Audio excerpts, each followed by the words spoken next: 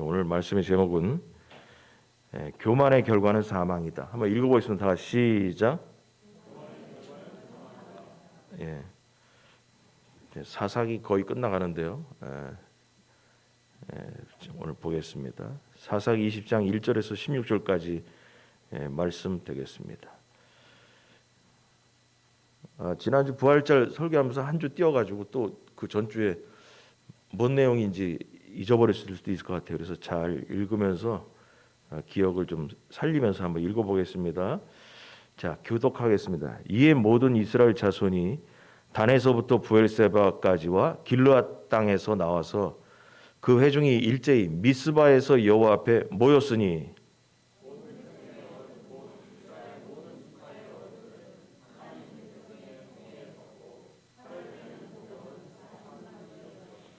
이스라엘 자손이 미스바에 올라간 것을 베냐민 자손이 들었더라. 이스라엘 자손이 이르되 이 악한 일이 어떻게 일어나는지 우리에게 말하라 하니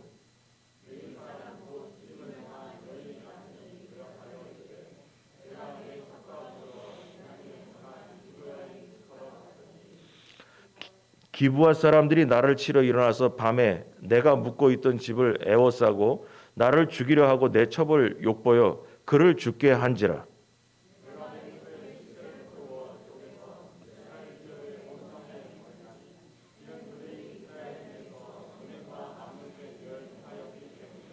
이스라엘 자손들아 너희가 다 여기 있은즉 너희의 의견과 방책을 낼지니라 하니라.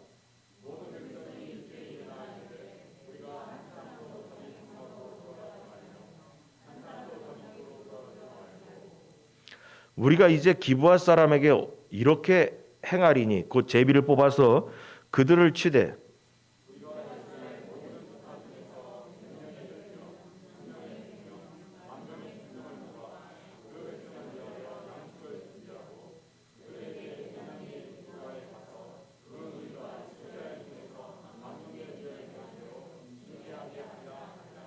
이와 같이 이스라엘 모든 사람이 하나같이 합심하여 그 성읍을 치려고 모였더라.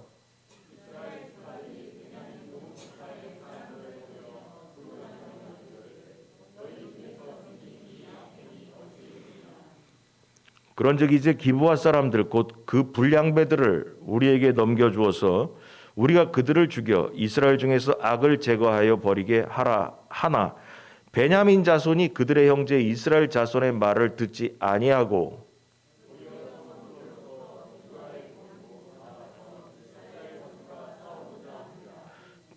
그때에 그 성읍들로부터 나온 베냐민 자손의 수는 칼을 빼는 자가 모두 2만 6천 명이요 그 외에 기브아 주민 중 택한 자가 700명인데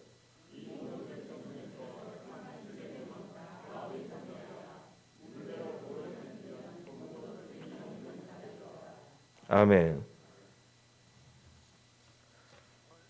자, 2주 전에 이제 말씀을 내용을 이제 다시 이제 기억하기 위해서 복습하면은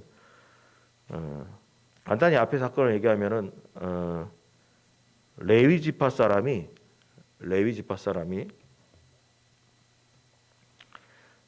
첩이 화가 나가지고 화를 내고선 친정집으로 갔다.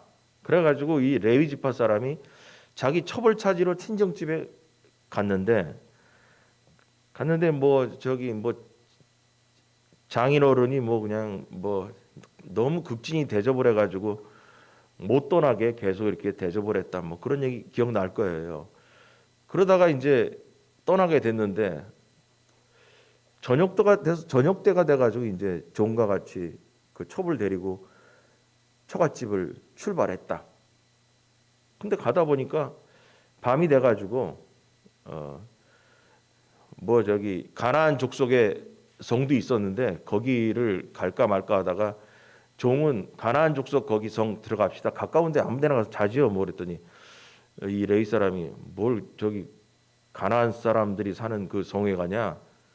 그래도 우리 이스라엘 사람이 사는 성에 가야지. 그래서 조금 더 가서 베냐민 지파가 사는 기브아 성에 들어갔다 이거야.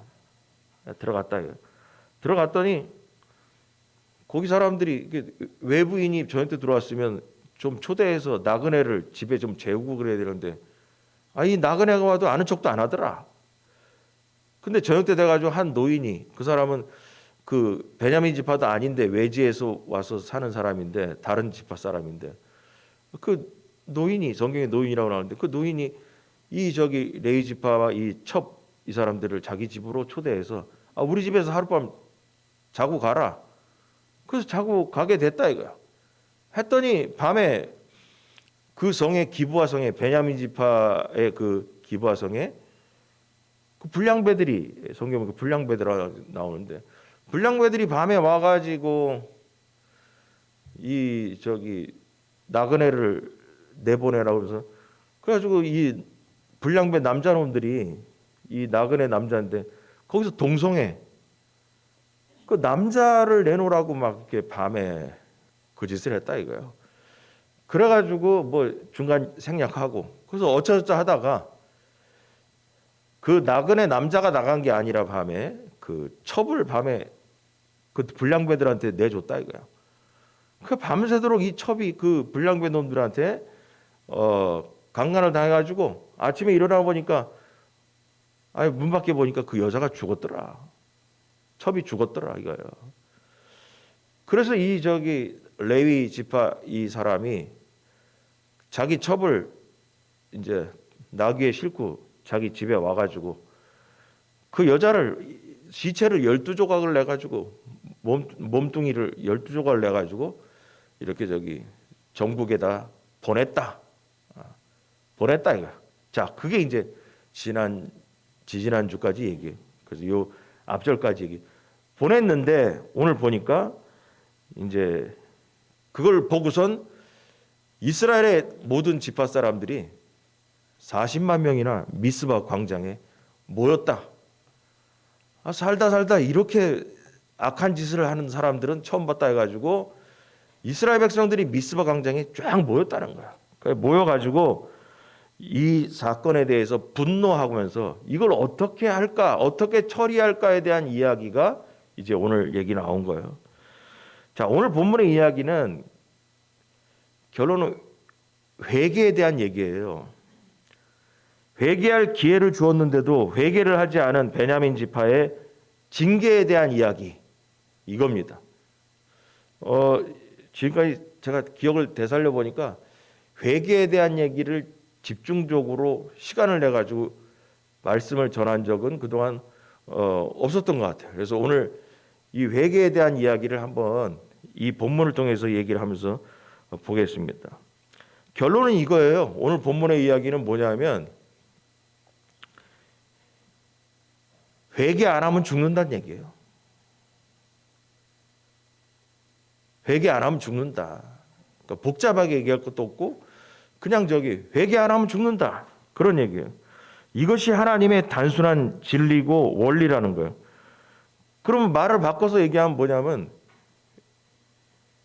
회개하면 살 길이 열린다 이거고, 회개하면 살 길이 열리고 회개 안 하면 죽는다. 그 얘기입니다. 그래서 회개가 엄청나게 중요한 거예요. 심판으로 죽어야 마땅하다고 생각이 되는, 우리 성경에 보면 있잖아요. 악질 중에 악질이 누구냐면, 여러분 떠올려 봐요. 아하방이 떠올라. 아하방이. 성경에 정말 악한 왕이 누구냐면 아하방이라고 나와요.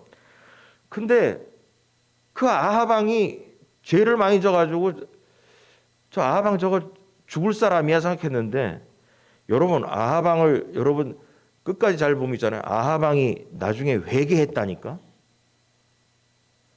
여러분 그 악질 아하방도 있잖아요. 회개했다니까. 회개했더니 하나님께서요, 그 아하방이 누구예요? 저기 이세벨의 남편이고 저기 엘리야 시절에 저기 하늘에서 불 떨어진 이야기 할 때 그 왕이라니까. 그 왕. 그거 그냥 회개 안 하고 죽어야 될 사람인데, 아니 마지막에 이 양반이 저기 회개를 했다니까. 신기한 일이에요. 회개했더니 하나님께서 그에게 살 길을 열어줬다니까요. 그래서 우리가 아하방 얘기하면요, 엘리야 시절에 하늘에 불 떨어진 얘기 그때 아하방 아주 나쁜 녀석이야 이 생각만 하는데, 아하방의 말년의 끄트머리에 뭔 짓을 했냐? 회개하고선 거듭났다니까 이 사람이. 근데 이 아하방이 우리가 맨날 저거 죄악 중에 그냥 인생 끝내야 될 사람으로 생각했는데, 아니 그 사람이 하나님께서 회개했더니 말이에요, 살 길을 열어준 마지막 판에 인생이 바뀐 사람이었다니까요. 그래서 이 사람을 이 아하방의 인생을 보면 절대로 회개하지 않을 사람으로 보였습니다. 우리가 이 엘리야 시절의 얘기를 들어오면 엘리야가 저기 하늘에서 회개하지 않으면 비가 내리지 않을 거다 그러고 뭐 사르밧가브 얘기 나오고 어쩌고 한 얘기가 아하방 시절이에요. 근데 그 아하방 그 사람이 어떻게 회개했다니까. 그게 너무 신기한 거예요. 그리고 분명히 하나님께서 심판을 당해서 죽을 거라고 우리도 생각했고 선지자도 그렇게 예언을 했어요. 너 그렇게 살다가 너 인생 그냥 너 죽어버린다. 너 하나님 심판으로 죽어버린다라고 엘리야가 예언까지 했어. 그런데 그 얘기를 듣자마자 이 아하방이 회개를 했단 말이에요.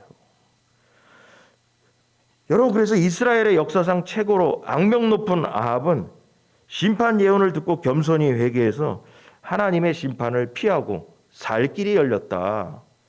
그래서 이 성경에 나와 있는 내용들을 보면 좀 전에 얘기처럼 회개를 안 하면 죽는 것이고 회개를 하면 살 길이 열린다. 이게 단순한 원리예요. 근데 또 중요한 게 뭐냐?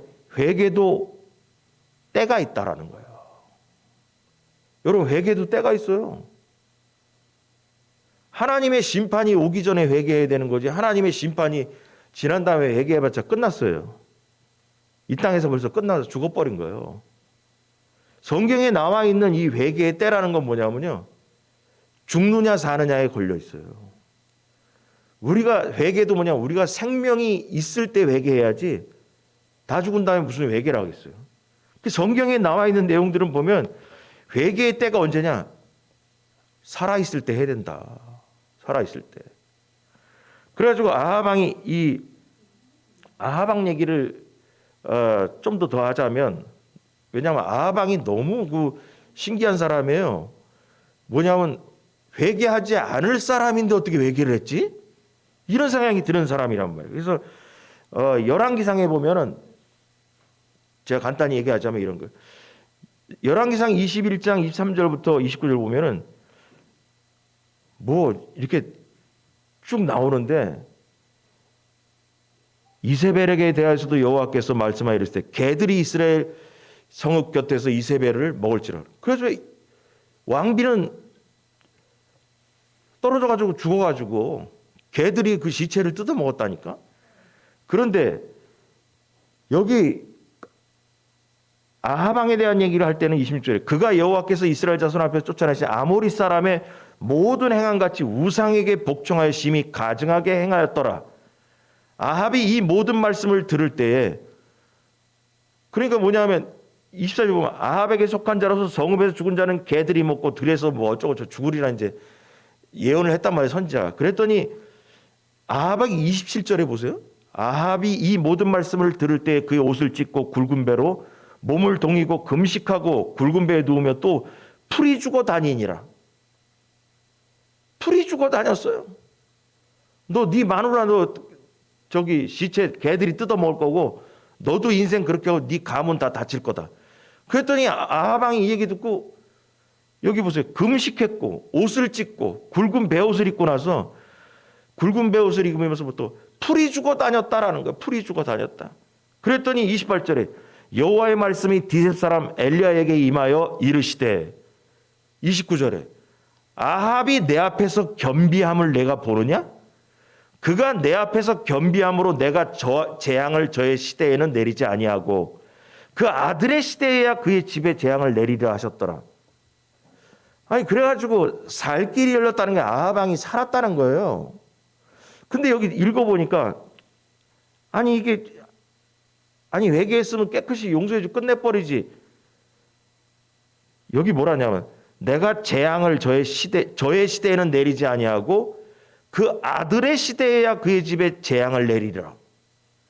아니 회개했든 뭐 어쨌든 간에 본인이 안 두드러 맞았으면 그냥 넘어갔으면 되는데 아들 때 결국은 때려버렸다는 얘기인가 하나님이? 이거 뭐 이렇게 이러는가 생각이 들잖아요. 근데 여러분 이걸 얘기를 안 할 수가 없어. 오늘 회개의 날이니까. 이게 성경에 너무나 중요한 얘기이기 때문에 이게 가문에 대한 얘기예요. 문제 제기하는 거예요. 회개하면 다 용서해 줘야 되는데 재앙을 아들에게는 왜 때렸냐? 그게 무슨 뜻이냐? 여러분 나중에 아합 왕이 어떻게 죽냐면 결국은 이제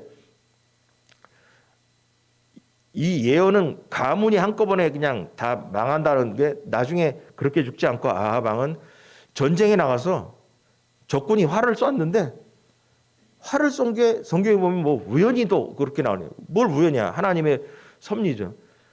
이 갑옷의 솔깃, 갑옷과 갑옷의 그 이음매의 화살이 맞아서 아합 왕이 죽어버려요. 죽는데 그러면 그건 그렇다 치고 아들 때 이거 하나님이 때렸다라고 이렇게 성경이 나온단 말이에요. 하나님께서 그 아들의 시대에야 그의 집에 재앙을 내리리라 하셨더라. 엘리야에게 말씀하셨다는 거예요. 이게 무슨 소리냐? 여러분 이거 중요하게 여기는 이 하나님의 징계의 방법이기 때문에 우리에게 너무 잘 알아야 돼요. 이게 결국은 뭐냐면 이 아들 때가 누군가 이제 찾아봤어요. 아합 왕의 왕 아들이 왕 후계자가 둘이 있었는데 두 번째 아들이 요람 왕이라고 있어요. 요람 왕이라고 있었는데 요람 왕이 있잖아요. 엘리야에게 얘기한 이 사건대로 죽어버립니다. 근데 이게 어떻게 된 거냐? 아버지가 잘못한 것을 왜 아들이 당한 것처럼 이렇게 성경에 나오냐? 이유가 있어요. 여러분들 우리 모두에게 적용점이 되는 얘기예요. 자, 성경은 성경으로 풀자면 자, 에스겔서에 하나님의 징계의 방법 아주 깊은 이야기가 있습니다. 자, 우리 14절부터 18절까지 너무 중요해서 한번 교독해 보겠습니다. 또 가령 그가 아들을 낳았다 하자 그 아들이 그 아버지가 행한 모든 죄를 보고 두려워하여 그대로 행하지 아니하고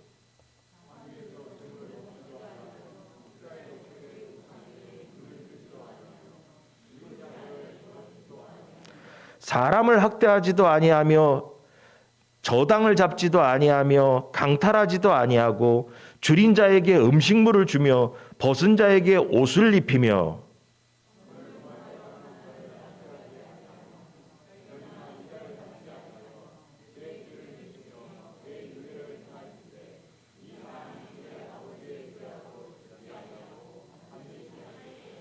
같이 합니다.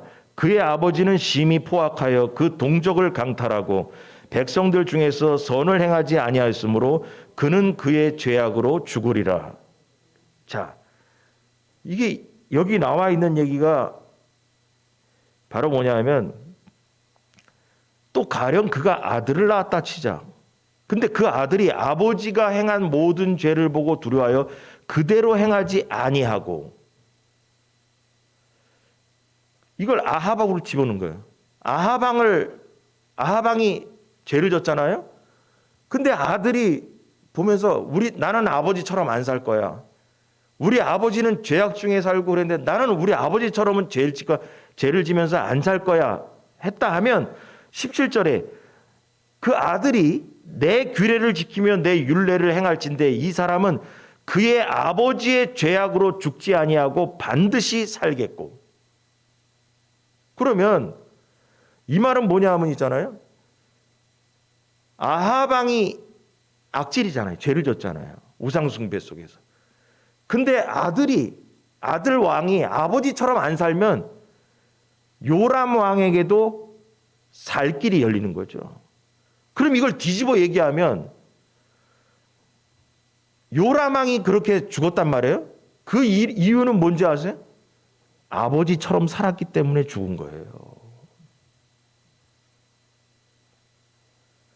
그의 아버지는 심히 포악하여 그 동족을 강탈하고 백성들 중에서 선을 행하지 아니했으므로 그는 그의 죄악으로 죽으리라. 그 당대 불행하게 하나님의 심판으로 죽어버린다는 거예요. 근데 아들이 나는 아버지처럼 안 살아. 아버지처럼 죄를 지면서 살지 않을 거야. 하면은 이 사람은 그의 아버지의 죄악으로 죽지 아니한다. 아버지의 대가가 그 아들에게 징계가 오지 않는다는 거예요. 그 가문에. 그냥 아버지로 끝난다는 거예요. 근데 아버지의 죄악이 아들에게 내려온 이유가 뭐냐? 아들도 아버지처럼 살았기 때문에 매맞은 거예요. 그럼 이 본문을 갖고 아하방 얘기를 갖다 집어넣으면 여기 앞에 뭐라고 했냐면 하나님께서 이 빨간 글씨 내가 재앙을 저의 시대는 내리지 아니하고 왜 내리지 않아요? 아하방이 회개했기 때문에. 그런데 그 아들 시대에는 그의 집에 재앙을 내리라. 이 말은 무슨 얘기냐? 아들이 아버지처럼 살았다라는 거예요. 그래서 하나님께서 요람 아들이 아버지처럼 회개한 사람이 아니라 아버지의 젊었을 때 그 죄악 중에 살던 그대로 왕노릇을 할 거기 때문에 결국은 아버지의 대가로 매맞을 거라는 거예요. 그도 그렇게. 그래서 이거를 우리가 여러분 우리 인생에 적용하면 답이 금방 나와. 우리의 조상, 우리의 아버지나 할아버지나 신앙적으로 본받게 살면 뭐 다 좋겠지만 근데 여러분 우리의 조상이 아무리 봐도 우상숭배하고 신앙생활 제대로 안 하고 돌아가셨다. 그러면 있잖아요. 어떻게 되냐. 그 아들이 그렇게 아버지처럼 살면 요라망처럼 하나님의 심판을 받는 거예요. 그 가문이. 그러나 뭐냐. 아버지가 그렇게 살았다 할지라도 아들은 나는 그렇게 안 살 거야. 우리 아버지처럼 안 살아. 정말 신앙생활 열심히 하고 하나님의 말씀대로 내가 순종하고 살겠다 하면 아버지로부터 내려온 그 징계가 어떻게 되냐? 나에게 내려오지 않는다라는 거예요. 새로운 세계를 이끌어 간다는 거죠. 열리게 되는 거죠. 여러분 그래서 하나님의 이 심판이라는 거를 여러분 잘 생각해 보세요. 하나님의 심판이 있잖아요.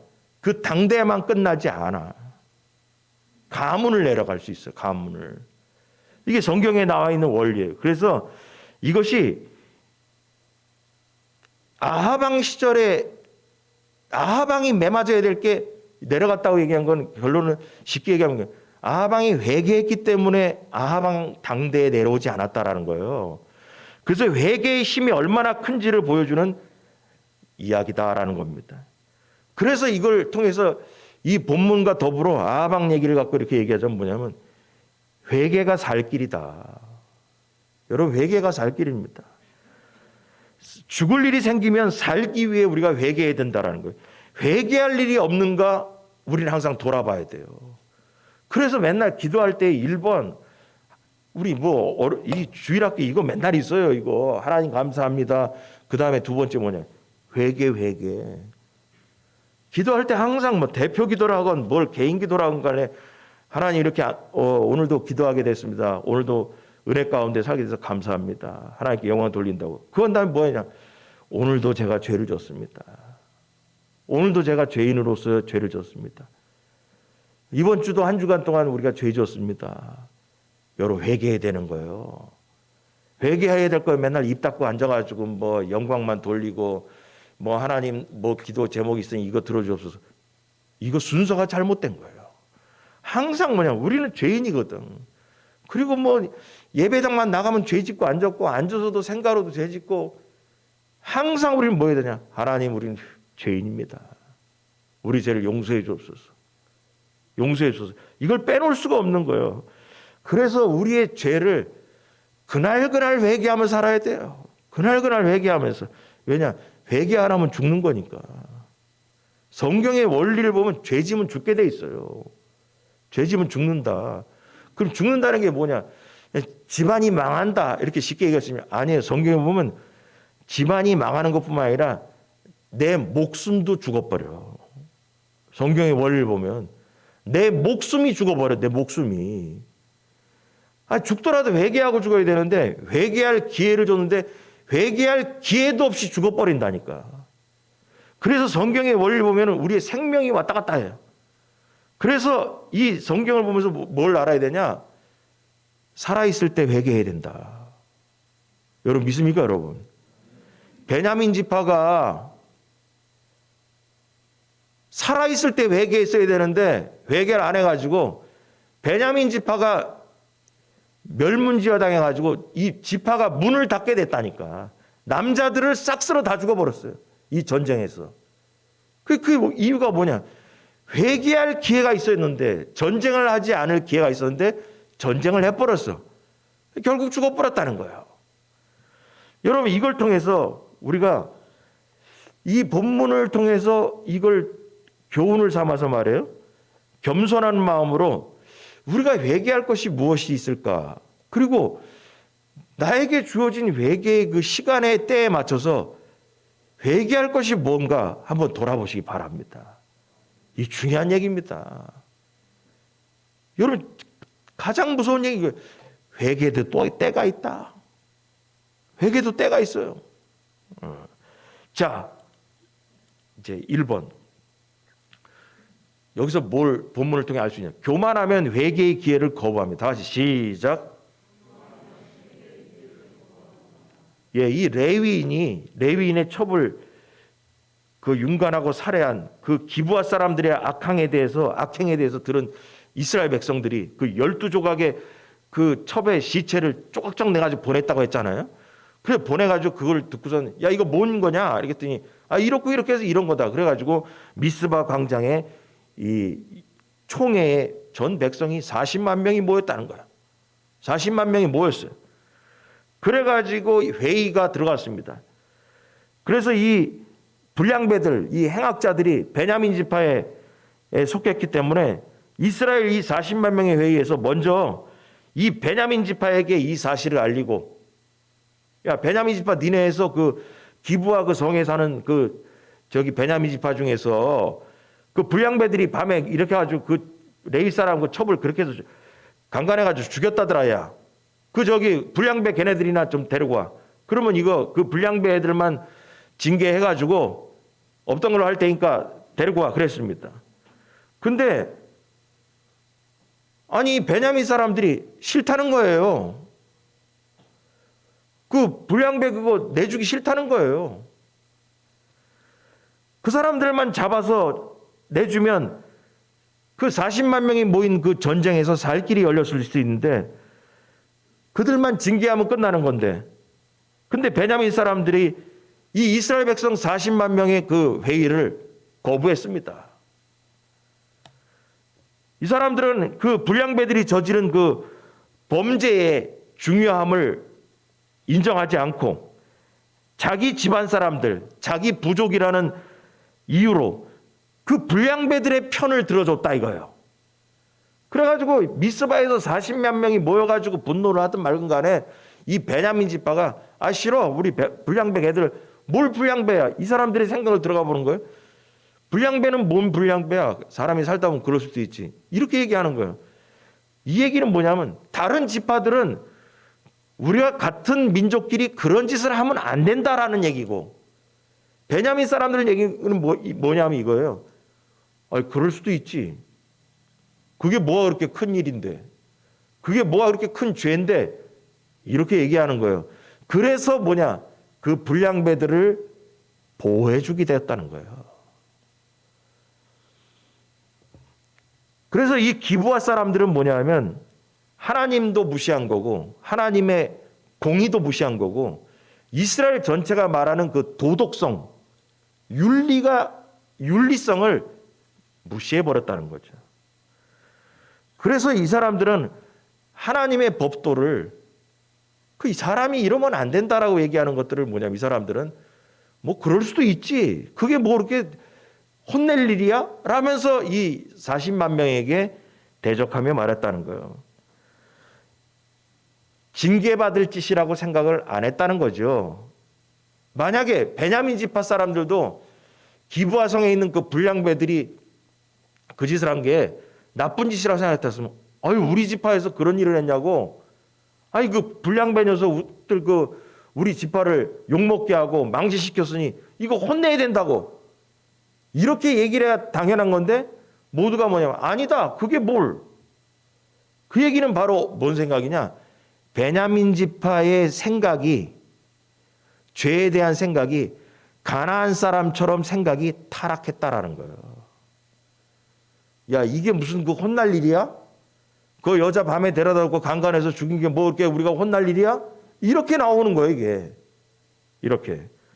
그래서 죄에 대한 감각이 무뎌졌다라는 거죠. 다시 말해서 가나안 사람들처럼 이 베냐민 지파 기브아성 사람들 뭐냐? 타락했다는 것입니다. 레위 사람의 첩을 강간해서 죽이는 정도의 일로 징계받을 정도가 아니라고 생각했다는 거죠. 그래서 그들은 그 짓을 하고도 베냐민 지파 사람들은 뻔뻔했다라는 것입니다. 죄를 짓고도 죄라고 생각하지 않는 거예요. 그래서 뭐냐? 우리 회개하기 싫다라는 거예요. 회개하기 싫다라는 거예요. 이게 베냐민 사람들의 얘기인 거예요. 우리에게 적용해도 마찬가지인 거예요. 우리에게 적용하면 하나님께서 죄라고 생각하고 회개하라 했더니 아니 뭐 사람이 살다 보면 그럴 수도 있지 뭘 꼭 회개해야 돼? 그게 뭐 그렇게 나쁜 짓이야? 베냐민 사람들 그런 거죠. 아니 이 가나안 땅에 살다 보니까 다 그러고 살아. 다 그러고 살아. 그럼 이거 우리에게 적용하면 우리 이 시대에도 성도들에게 하나님 말씀으로 하나님 말씀에 이거 회개해야 된다고 이거 죄라고 얘기했다. 그럼 본인이 그런 거야. 그거 뭐 회개할 일이야. 세상 사람들 봐봐. 다 그러고 살아 요새. 다 그러고 살아. 다 그러고 사는데 뭘 이렇게 특별히 뭘 이렇게 회개하라 그래. 여러분 이게 바로 뭐냐? 우리의 죄에 대한 감각이 타락해져서 무뎌졌다는 거죠.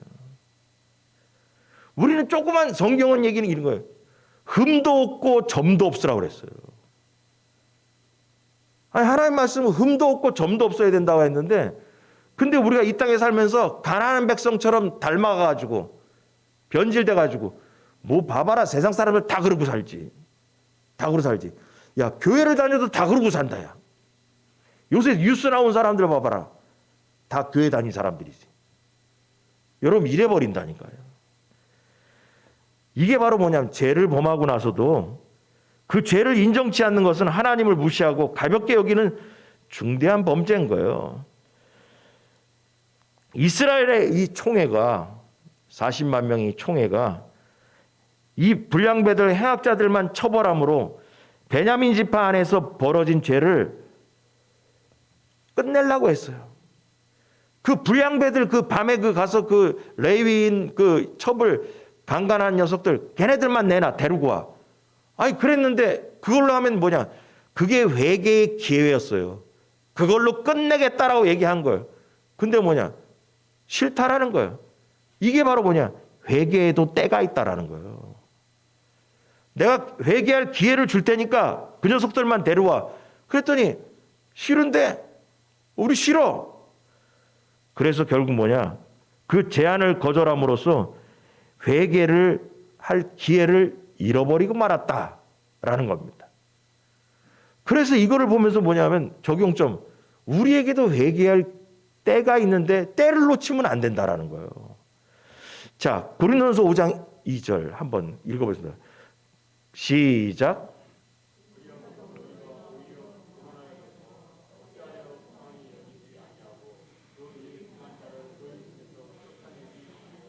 예, 이 말은 뭐냐면 사도 바울이 고린도 교회 얘기하면서 그 교회 안에 타락한 자가 있는데 왜 쫓아내지 않았냐?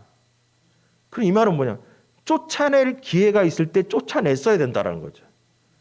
근데 왜 그 기회를 놓쳐버렸냐? 그러면서 이게 뭐냐면 베냐민 지파에게 이걸 적용하면 불량배들을 내쫓아야 되는데 왜 너희들은 불량배들을 내쫓지 않느냐라고 얘기하는 거랑 마찬가지인 거예요. 그런데 베냐민 지파는 그 불량배들을 보호하고 변호했다라는 거예요. 그게 결국 뭐냐? 베냐민 지파가 타락했다라는 거죠. 근데 이 본문을 보면 뭘 할 수 있는지 아세요? 회개하지 않는 이유가 뭐냐? 교만하기 때문이다. 여기 2절에 보니까 5장 2절 그리하고도 너희가 오히려 교만하여져서 어찌하여 통한이 여기지 아니하고 그 일을 행한 자를 너희 중에서 쫓아내지 아니하였냐. 요 구절을 그대로 베냐민 지파에 갖다 대면 딱 맞는 거예요. 베냐민 지파가 이 불량배들을 생각할 때 통한이 여겨야 된다라는 거죠. 그런 악한 짓을 한 그 불량배를 생각할 때 정말 울면서 이러한 일이 어떻게 우리에게 일어났는가 하면서 한탄하면서 이런 일이 절대 일어나면 안 된다라고 통한이 여겨야 되는데, 그들을 쫓아내기를 해야 되는데 안 했다라는 거예요. 그 이유가 뭐냐? 교만해서. 그럼 이걸 통해 알 수 있는 건 뭐냐? 회개 안 하는 이유가 뭐냐? 교만하기 때문이다라는 얘기예요. 하나님은 범죄한 이스라엘 백성에게 회개하고 모든 죄에서 떠나야 죄가 그들에게 걸림돌이 되지 않을 거라고 얘기합니다. 여러분, 죄가 회개하지 않으면 인생의 걸림돌이 됩니다. 자, 성경에 에스겔 18장 30절 다 같이 시작.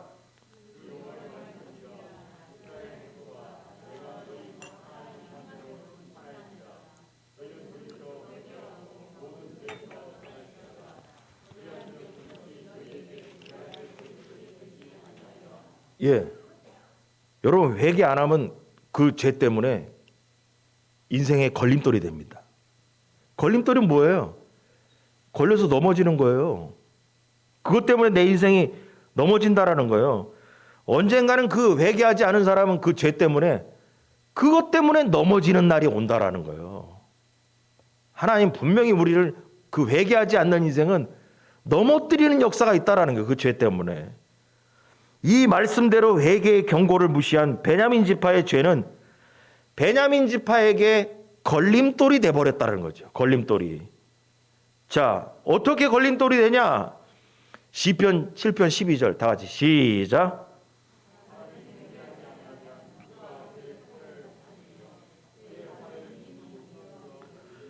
네. 여러분 회개하지 않으면 하나님께서 그 사람 향해서 칼을 간다 이거야.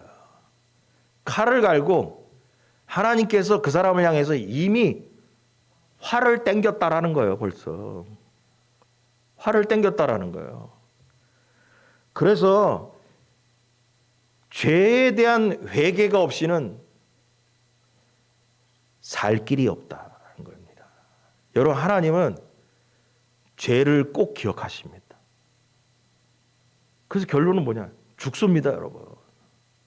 하나님이 잊지를 않아요. 그래서 회개하지 아니하면 그가 칼을 갈고 앉았다. 칼을 갈. 언제 이거 심판하려고 칼을 갈고 앉았다. 그 다음에 뭐냐? 활을 벌써 땡겼다. 화살을 쏴가지고 지금 땡겨가지고 죽이려고 하나님 심판하려고 준비 중이다라는 거죠. 하나님은 죄의 문제를 회개치 않고는 우리의 인생에 살 길이 열리지 않습니다. 여러분 꼭 유념하시기 바랍니다. 그래서 뭐냐? 일본의 얘기가 교만하기 때문에 회개도 안 하는 겁니다. 교만하기 때문에. 자, 2번. 자, 마지막으로 뭐냐? 영적으로 무지하면 교만에 빠집니다. 다 같이 시작. 다시 한번 시작. 이게 뭔 얘기 하려고 그러냐면 이제 이 본문을 보니까 베냐민 지파 사람들이 이스라엘 그 총에 40만 명이 지금 미스바에 지금 이 군인들이 모인 거예요. 이거 베냐민 지파 이 녀석들이 이거 혼내켜야겠다고 40만 명이 모였습니다. 그래가지고 전쟁을 치러서 이제 이거 끝내야겠다라고 모인 거예요. 그럼 베냐민 지파도 40만 명이 제안한 너희들 그 불량배 그 녀석들 데리고 와. 그걸로 걔네들을 그 심판함으로써 끝낼게. 이걸 거부하면 전쟁이 날 걸로 알고 있어요.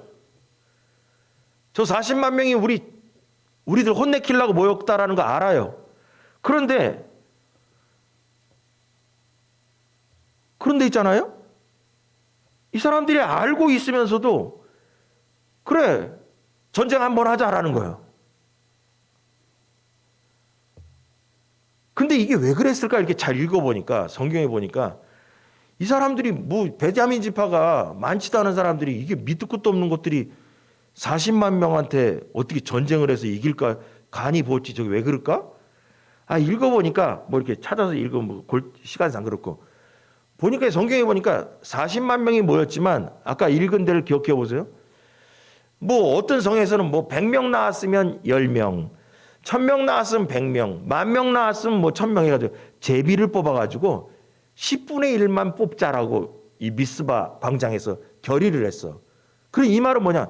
40만 명의 군사가 나왔지만 저거 베냐민 지파 여기 요만한데 40만 명이 가가지고 저거 요만한 거 지파 그거 가가지고 뭐 전쟁하고 할 게 있냐?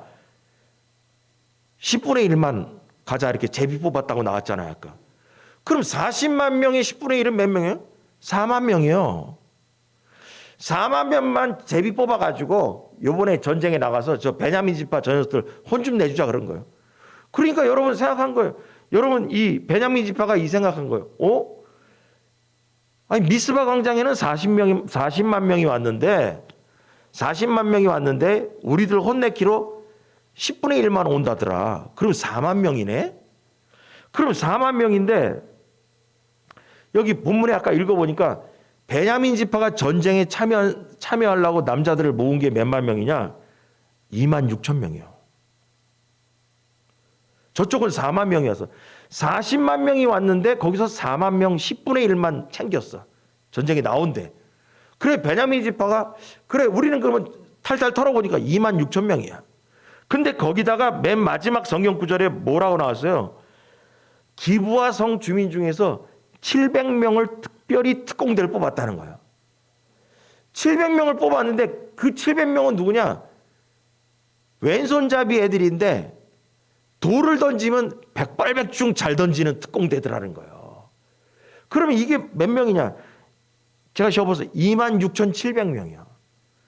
그러니까 베냐민 지파는 뭐냐면 26,000명의 군사 중에 군사와 700명의 돌을 잘 던지는 이 특공대를 뽑아서 26,700명과 40만 명 중에서 4만 명 뽑은 4만 명과 26,700명이 한번 붙으면 이거 해볼 만하다 생각이 드는 거예요. 무슨 말인지 알겠죠? 우리 해볼 만하다. 우리 특공대도 이렇게 돌 달리는 사람도 있고 그러니까 해볼 만하다 생각이 들었던 거예요. 결국은 뭐냐? 이 사람들 이 700명이 역할을 잘해가지고 이번 전쟁에 이길 수도 있다라고 생각이 들었던 거죠. 그래서 이 사람들은 뭐냐면 이스라엘 백성이 40만 명 왔지만 4만 명이만 온다니까 좀 뭐 바보 같은 녀석들 4만 명이고 우리는 특공대까지 합쳐가지고 잘 던지는 이게 돌도 잘 던지는 이 사람들 딱 했으니까 이거 이길 수 있지. 결국은 뭔지 아세요? 그 뒤에 역사는 하나님은 안 보이고 바보 같은 4만 명만 보였다는 거예요. 자기들이 데리고 있는 700명의 돌을 잘 던지는 특공대만 눈에 보였지 저쪽 편의 역사는 하나님은 안 보였다는 거죠. 이게 바로 영적으로 무지했다라는 거죠. 여러분 사건을 보는 우리 주변에서 일어나는 사건, 환경을 보는 눈이 안 좋았다. 분별력이 떨어졌다는 거예요. 분별력이. 그 죄악을 베냐민 지파의 그 불량배들을 징계하시려는 공의의 하나님이 눈에 안 보였던 겁니다. 이게 바로 뭐냐? 영적으로 무지했기 때문에 교만해진 거예요. 그래? 니들 4만 명 와봤자 우리 2만 6천 명 더하기 돌을 잘 던지는 700명. 이 정도면 너네들 우리가 이길 수 있다라고 교만해진 거예요. 그 뒤에 역사하는 하나님은 눈에 안 보이는 거예요. 교만했기 때문에 안 보이는 거예요. 그래서 우리도 이 신앙생활 하면서 뭐냐면 하나님이 그 뒤에서 역사하느냐 아닌가를 볼 수 있는 눈을 가져야 돼요. 아무리 저쪽 편이 숫자가 적어도요. 하나님이 역사하는 편이라면 이길 사람이 없는 거예요. 이거를 분별 못하고 있는 거예요. 항상 생각해야 돼요. 저 사람과 내가 저 그룹과 내가 어떤 관계가 안 좋아. 안 좋을 때 무슨 생각해야 되냐? 저 사람이 하는 일과 내가 하는 지금 방법이 성경적으로 누가 기뻐할 일의 방법과 동기를 갖고 있느냐를 빨리 찾아봐야 됩니다. 저 사람이 하는 방법이 성경적이고 저 사람이 하는 방법이 하나님의 성경적인 방법에 서 있다면 절대로 그 사람과 대적해서 이길 수 없습니다. 왜냐? 그에게 하나님이 함께하기 때문에. 그래서 영적으로 무지하면 교만에 빠지고 그 영적인 전쟁에서 지게 되는 거예요. 베냐민 지파는 가만히 생각하니까 우리 26,000명 더하기 돌 잘 던지는 특공대 700명, 저 4만 명 우리 이길 수 있어. 이길 수 있어. 근데 그들에게 뭐가 있었어요? 죄를 지은 불량배가 있었다는 거예요. 그래서 함께 하지 않는 거예요. 여러분, 이걸 보면서 내가 저들과 끝까지 의견 대립으로 갔을 때 결국 나중에 뚜껑 열면 누가 이기냐? 판가름을 낼 줄 알아야 돼요. 여러분, 하나님을 볼 줄 아는 사람이 된다는 거예요. 자, 잠언 11장 5절 시작.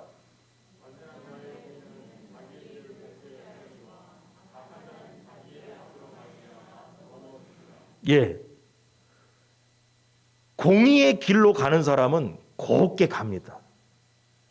그러니까 우리가 신앙생활하면서 내가 지금 공의의 길로 가고 있는가를 빨리 찾아봐야 돼요. 그래서 뭐라고 했어요? 동기도 깨끗해야 되고 방법도 깨끗해야 된다고 얘기했죠.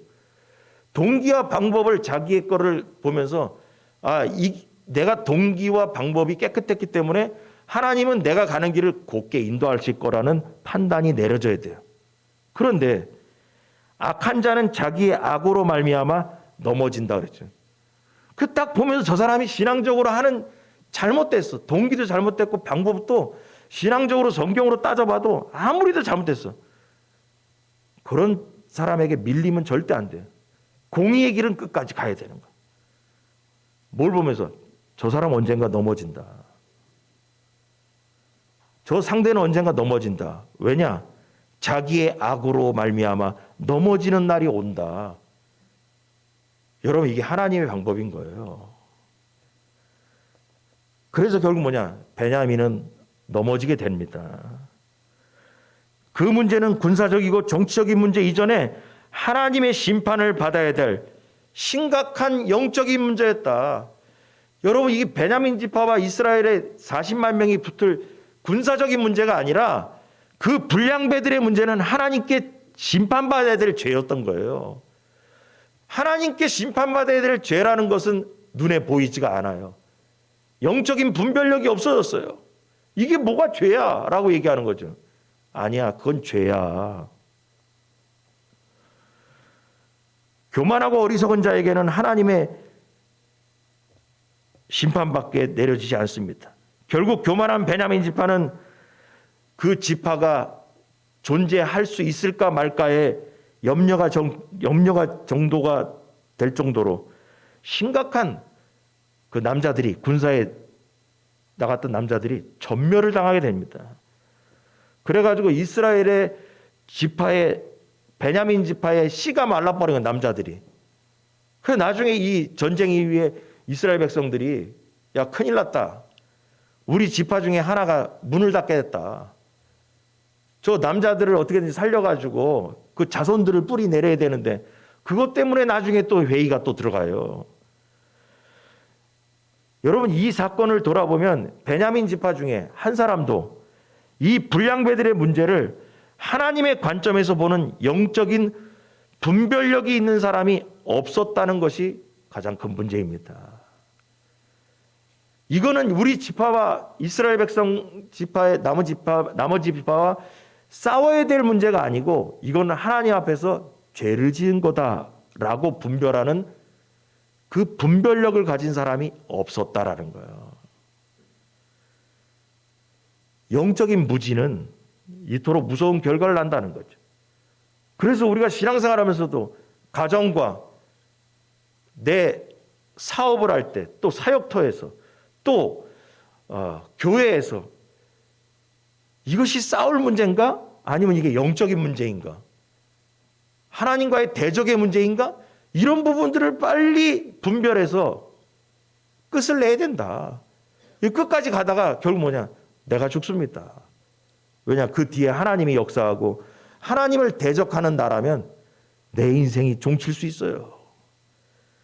그래서 이 베냐민 지파의 사람들 중에 누구 하나가 회개하고 죄에서 멀어지자고 말하는 사람이 하나도 없었다는 게 문제인 겁니다. 베냐민 지파 중에서 누가 아니다, 이거 하나님한테 걸린 거다. 하나님 보기에도 이거 심판당할 일이다. 불량배 저 녀석들 저거 인간으로서 할지 못한 짓을 한 거다. 이건 회개해야 되는 문제다.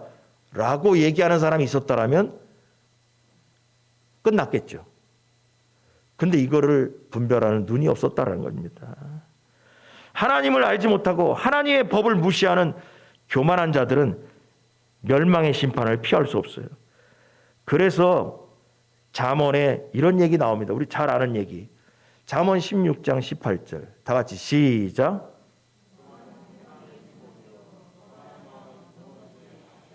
예. 회개 안 하는 거 교만입니다. 또 얘기합니다. 그래서 교만을 통해서, 교만은 뭐 어깨 힘주고 목이 곧은 백성 뭐 성경에 나처럼 그게 교만만 얘기하는 게 아니에요. 회개 안 하는 것도 교만이라고 나왔어요. 결국은 뭐냐? 그 교만, 회개 안 하는 것 때문에 걸림돌이 되고 패망의 선봉이요 거만한 마음은 넘어짐의 앞잡이라. 아까 회개 안 하는 게 뭐라 했어요? 걸림돌이라 된다 했잖아요. 자빠지는 거죠. 걸려서 넘어진다는 얘기죠. 여러분, 우리에게도 이제 설교 말씀 다 마쳤습니다. 우리에게도 회개의 기회가 지금 가까이 와 있습니다. 왜냐? 회개의 기회는 언제예요? 살아있을 때가 회개의 기회입니다. 회개도 지금까지 읽으면서 뭔 얘기했어요? 때가 있다고 그랬습니다. 그 때를 놓치면 소용이 없어요. 여러분, 기회를 놓치지 마십시오. 회개의 때를 놓치면 징계가 올 것이고 그 기회가 내가 이 땅에서 회개도 못하고 죽는 것이라면 정말 무서운 것입니다. 그래서 여러분, 성경에 보면 맨날 제가 복음 떨잖아요. 복음 떠들었는데 복음 예수님께로 한번 가볼까요? 가봤더니 예수님이요, 복음 전할 때 첫 말씀이 뭐였냐? 회개하라, 천국이 가까웠다라는 겁니다. 여러분, 뭐 회개를 회개하라고, 오늘 목사님이 그냥 회개 일부 뽑아가지고 회개하라고 했나? 여러분, 복음의 첫 번째 얘기가 핵심이 회개하라, 천국이 가까웠느니라. 여러분, 예수님이 등장하셔가지고 나는 하나님의 아들이니까 날 믿어. 여러분, 그 얘기하지 않았습니다. 회개하라, 천국이 가까웠느니라. 이게 복음의 핵심입니다. 이것이 중요하기 때문에 말씀하시는 거예요. 그래서 성도는 죄를 철저히 회개함으로써 이 죄사함의 은혜를 누릴 뿐 아니라 우리도 또한 뭐냐? 회개의 복음을 전하는 사람이 되어야 된다는 거죠. 나도 예수님이 회개하라 천국이 가까웠는 줄 알았습니다. 회개할게요. 그 다음에 나도 어떻게 하냐? 이 세상에서 회개하라고 증거하는 증거자들이 돼야 된다라는 거죠. 여러분, 그래서 우리가 이 회개가 중요하다라는 거예요. 그래서 어쩌다 가끔 얘기했지. 회개하라 얘기하면 성도들이 듣기 싫어한다니까? 듣기 싫어한다는 거예요. 회개하라고. 죄를 지적하고 회개해야 됩니다. 그 듣기 싫어한다는 거예요. 듣기 싫어한다. 전에 한 번 얘기했어. 오카노 목사님 인터넷 찾아보세요. 사랑의 교회 옛날에 돌아가신 분. 강남에서 맨 처음에 복음 전한다고 설교 시간에 회개하라 했더니 사람들이 교회를 안 나오더래. 듣기 싫다고. 그 돈 많은 사람들이 회개하라 했더니 듣기 싫다고 설교 시간에 했다고. 듣기 싫대. 그래가지고 그 은퇴한 다음에 나중에 그분이 그 광장에서 어디에서 한 그 영상이 나와요. 자기가 먼저 회개한다고. 큰 교회 있으면서 회개하라고 자꾸 얘기했더니 성도가 떨어져 나가서 회개하라는 얘기를 좀 뺐더니 성도가 좀 늘고 그래가지고 하나님 앞에 죄를 졌다고. 회개하라고 얘기를 더 많이 했어야 되는데 못했다고. 여러분, 회개가 살 길인 줄 믿으시기 바랍니다. 기도하겠습니다.